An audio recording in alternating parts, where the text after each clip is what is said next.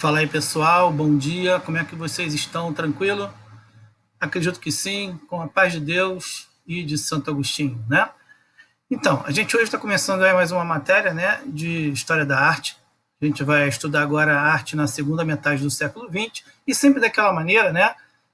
Eu gosto de pegar alguma coisa que realmente tenha uma ligação entre a história da arte, a geometria, formas geométricas, enfim.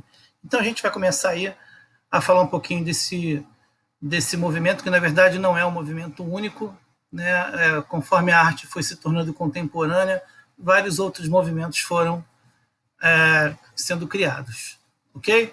Então isso aí está no capítulo 19 do livro, e a gente começa a falar aí dos anos 50, 60 até a atualidade, tá bom? Bem, eu queria falar um pouquinho para vocês ainda o que foi, né, esse período para a gente, tá?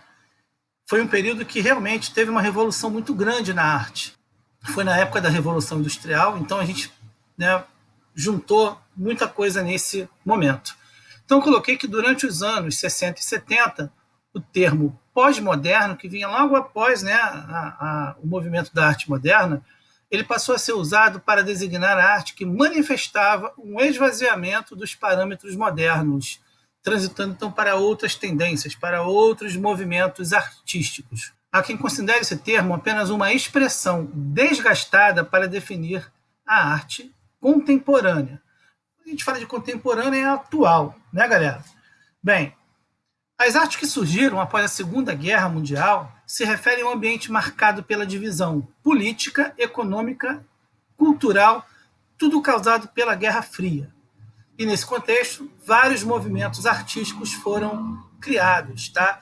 Eu coloquei uma imagem aqui para ilustrar esse primeiro momento de Roy Lichtenstein, que é uma imagem muito bacana, e a gente vê já de cara nessa imagem um pouco das características dele, né? Ele pintava com tinta acrílica sobre tela, mas ao mesmo tempo ele queria representar em suas telas um tipo de pintura com esse pontilismo que a gente consegue ver aqui, tá? A gente tem aqui um pontilismo, não sei se vocês conseguem observar, tá? Em várias partes, que se chama retícula e também conhecido, né, lá nos Estados Unidos como Band-Aid, tá? Esse tipo de retícula, isso era muito usado na impressão gráfica, né? Utilizada nas gráficas, nas grandes máquinas de offset, e isso até hoje é assim, só que hoje você tem um processo digital, mas se usam 4 cores básicas para a impressão, que é a cor CMYK. O que é isso? C de cian, M de magenta, Y de amarelo e K de preto. Então é CMYK que a gente chama, tá?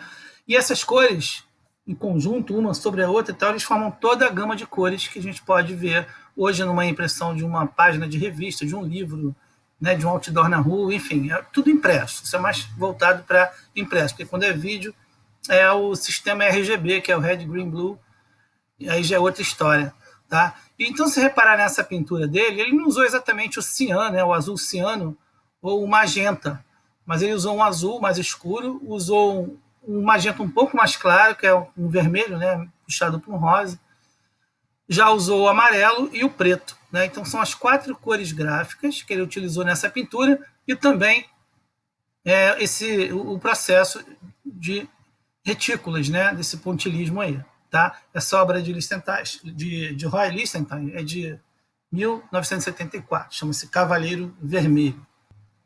Vamos falar agora da arte dos centros industrializados, né? Então, eu coloquei mais uma imagem aí também, que a gente pode ver que tem uns pontilismo, né? Representando... A gente pode ver nessa imagem, através do pontilismo do rosto dela principalmente, que você tem um tom de pele meio rosado, mas na verdade essa cor é toda feita por pontos, mais uma vez, ok? Que é o famoso Band-Aid, ok? Bem, então no início da segunda metade do século XX, os centros urbanos europeus já estavam bastante recuperados dos danos causados pela Segunda Guerra Mundial, e a economia norte-americana em ascensão. Então, no decorrer do século, foi também palco de inúmeros fatos que tornaram muito complexo esse período da história. E aí surgiram, então, algumas expressões artísticas, como o op art, pop art, que a gente vai ver aqui agora, e muitas outras. A gente começa, então, a falar aqui um pouquinho sobre pop art. Tá? A expressão pop art, ela deriva de popular art, né, que significa arte popular em inglês. Esse movimento surgiu nos Estados Unidos por volta de 1960, como eu falei, finalzinho de 50 para 60, e alcançou uma repercussão aí internacional, né? Todo mundo começou a conhecer esse movimento artístico. E quais eram essas propostas, né?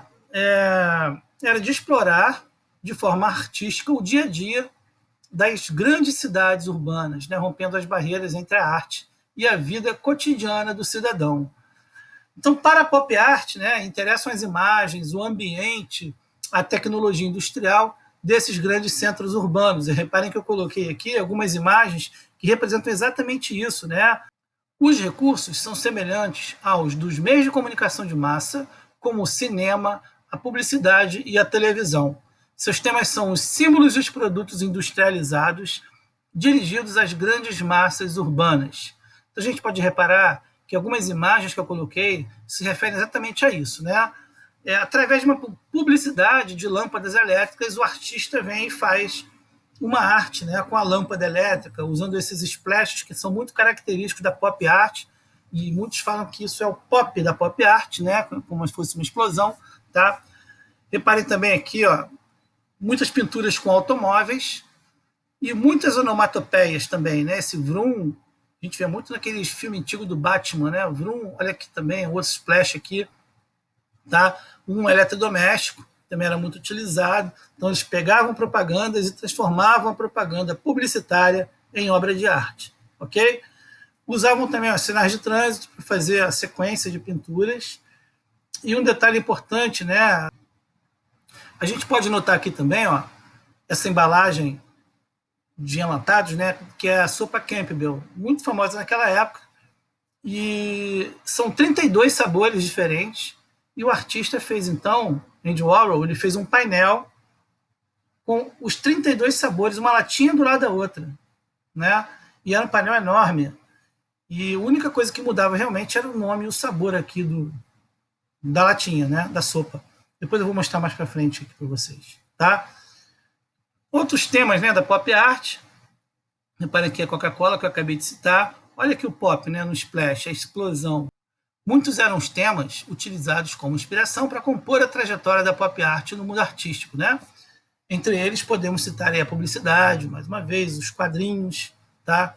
E essas ilustrações que muitas vezes partiam da publicidade e do quadrinho, tá? Então repare aqui que tem, ó, mais uma vez citando o pop, o rosto de uma mulher, né? Daquela maneira que eu falei, representado nos quadrinhos, eram exatamente dessa forma, tá? Aqui as onomatopeias, né, com socos e, enfim. Hoje você vai numa uma dessas lojinhas assim bem bacanas, você vê almofada, você vê camisa, quadros, tudo com esse estilo da pop art ainda, que isso até hoje é muito usado, é muito vendido, tá? Vamos falar um pouquinho da pop art, né, dentro dessa arte contemporânea. Deixa eu mudar um pouquinho eu para cá, vou ficar aqui do lado, ó, vou ficar bem no meio aqui junto com a Marilyn, né?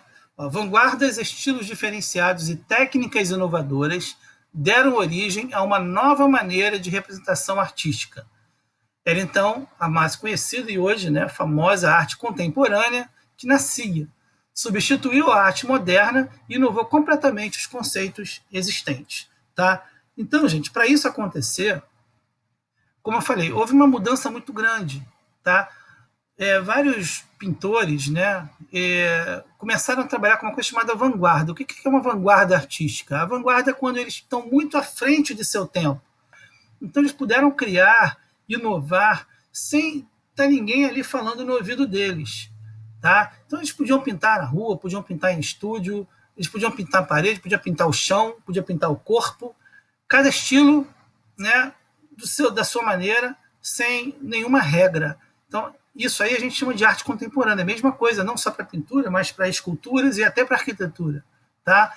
Então muita coisa mudou quando se começa a falar desse novo movimento, né, que é da arte contemporânea, tá? Então, a partir desses movimentos e vanguardas, os estilos artísticos se libertaram dos padrões que eram religiosos e políticos e iniciaram livres e espontâneas formas de expressão. Como eu já disse, o termo vanguarda passou a ser relacionado a essa nova arte. E ele simboliza tudo o que há de avançado, atual e original. Bem, um exemplo da pop art, né? Uma pintura, eu botei aqui esse painel de Andy Warhol, que reproduz em sequência a imagem da atriz Marilyn Monroe, famosa atriz hollywoodiana dos anos 50 e 60. A gente pode ver que o artista, né, quis mostrar como se fossem objetos que são produzidos em série para amplo consumo das pessoas, tá? Então, assim, a imagem de artistas e de celebridades é reproduzida inúmeras vezes nos meios de comunicação para o consumo do grande público, né? É claro que ninguém vai consumir a atriz, mas eles estão fazendo isso como se fosse um produto em produção em larga escala. Tá? Então, isso aí era uma das grandes e fortes características da arte contemporânea. Tá? Essa pintura é muito famosa, de Andy Warhol, e a gente pode perceber que, apesar de cada quadro ser colocada, ser pintada à mão com tinta acrílica, né, com cores diferenciadas, você não vai, em nenhum momento se muda, né, as feições e as características da atriz. Tá? Então, cada uma tem uma cor, tem um fundo, e você consegue perceber a mesma atriz, né, a mesma pessoa, que é a Marilyn, nos quadros, né, nesses 9 quadrinhos aí. Bem, eu queria falar agora de 2 artistas, tá? Que é o primeiro, o Roy Lichtenstein, que ele é um dos mais famosos artistas, né, da pop art, tá? Ele foi um dos grandes nomes, fazia parte do projeto Estético e Elevação do Lugar Comum, o gesto de lançar luz sobre o que não é considerado. Tá? Então, ele dava mais ênfase, falar da luz, ele dava mais ênfase a um produto, né, a uma pessoa, enfim. Bem, o artista plástico norte-americano empregou muitas de suas telas a técnica pontilhista, que eu já falei, a gente já viu aqui em outras obras. O desejo era que as obras parecessem mecanicamente produzidas. O que isso significa? Como se tivesse sido impressa em máquinas de impressão, a famosa máquina de offset das gráficas, né? Utilizando as cores que ele usava e também o pontilismo, as retículas, conhecida como Band-Aid. Tá? Esses Band-Aid, né, foram frequentemente utilizados em processos de impressão gráfica em massa. Outra característica particular desse pintor foi imitar detalhadamente as aparências das imagens que eram reproduzidas de forma comercial, através da publicidade. Tá? Então, o que saía na revista, o que saía no jornal daquela época, e até mesmo na TV, ele fazia uma obra de arte. Ele pegava um detalhe e fazia uma obra de arte. Ele pegou uma vez uma, que não está aqui, mas eu vou citar, uma propaganda de um hotel e tinha uma mulher segurando uma bola. Né? O que ele fez? Ele pegou aquela arte, né, daquela publicidade, que era em preto e branco, ele desenhou a mulher na mesma posição, segurando a bola, e trabalhou cores, né, na mulher, botou a cor do cabelo da mesma cor do maiô, né, a bola da mesma cor do batom, ele fez ali um trabalho gráfico também, e uma das mais famosas obras desse artista. Tá? Depois, se vocês quiserem, pesquisem na internet a obra chamada Mulher com Bola, de Roy Lichtenstein. Vocês vão conseguir ver direitinho essa obra. Tá? A produção artística, né, desse pintor é conhecida por fazer referência a personagens da cultura de massa e por ter um estilo similar ao que são encontrados nas histórias em quadrinhos, nas HQs. Né? Repara que ao fundo dessa imagem, onde você vê aqui bem o rosto, né, do artista, aqui atrás é uma das mais famosas obras dele, chamado One, né, que é um avião caindo, que foi um quadrinho da DC Comics, que ele reproduziu e fez uma obra de arte. E cadê essa obra? Está aqui. Tá? Então vamos lá. Reparem que aqui em cima é a obra que ele fez. Tá, olha, reparem que é o avião caindo, tem o balãozinho aqui com texto, tá? É um desenho muito mais plástico, e a gente pode comparar com o desenho do quadrinho, que é esse aqui. Esse aqui é o quadrinho original. Tá? Através desse quadrinho, ele fez esse painel aqui, e é um dos mais famosos dele. Então, ó, criado em 63, a obra Eu Amo é uma tela feita com tinta acrílica e óleo, baseada em uma imagem publicada no ano anterior na revista em quadrinhos All American Man of War, da DC Comics, que é essa daqui. Tá?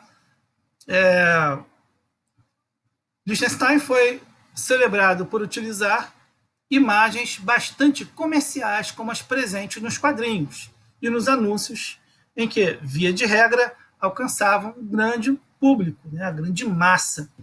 Tá? Então, por que ele tinha realmente ali uma visão, né? As obras dele tinham uma visão muito grande? Justamente por isso, né? Porque aquela massa, o público, ele se identificava com essas obras. Tá? Quando ele viu uma Coca-Cola num painel muito grande, ele gostava de beber Coca-Cola. Então, aquela imagem colorida da Coca-Cola realmente era bem emblemática. Né? Então, todo mundo via e se identificava com aquilo. Tá? Essa peça particular, chamada O Homem, ficou conhecida como um dos ícones da pop art. Eu coloquei aqui os créditos, né, da revista, mas a obra é essa aqui. E o outro artista que eu queria passar para vocês é Andy Warhol. O nome dele, né, o nome dele real é Andrew Warhol, tá? E foi um importante artista plástico e cineasta lá nos Estados Unidos, ok? Um dos maiores representantes da pop art, além de ter ganho aí grande destaque no cinema de vanguarda e na literatura. Ele utiliza aí conceitos também da publicidade em suas obras de arte plásticas. Tá? Ele usa aí tinta acrílica e usa cores fortes, vibrantes, tá? Em suas pinturas.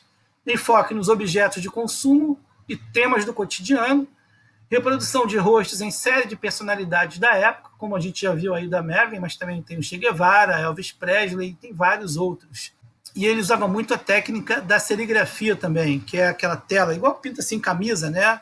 Você produz uma tela através do negativo e podia-se fazer, então, uma produção em série, que significa também uma característica bem forte da pop art.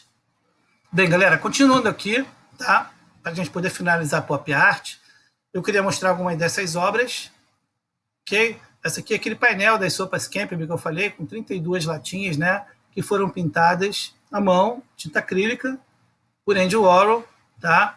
E cada uma tem um sabor. Né? Se você chegar perto para ver, você vai ver que cada uma tem um sabor. Esse painel da Coca-Cola também, né? É um painel milionário.